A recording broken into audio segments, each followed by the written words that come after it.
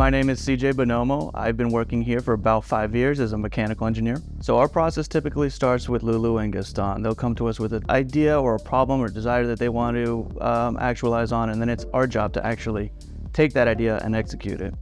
I used a machine from FK Irons. They were very big, heavy for PMU. If I would just change the grip and make all this power in the more slim and comfortable design.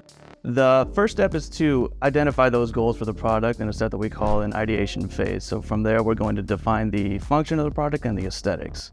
We then collaborate with Lulu and Gaston to make sure that this is going to adhere to what their vision is in their head. We then start designing the product in SolidWorks, and then we collaborate and go back and forth with them to make sure that they approve of what is coming out of that process.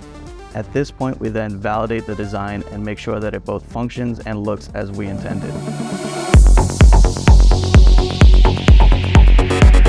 Gaston and Lulu have a very important part in the aesthetics and how they want the product to look. They make it as cool and beautiful as possible. So all that being said, there's so many new ideas that are on the way.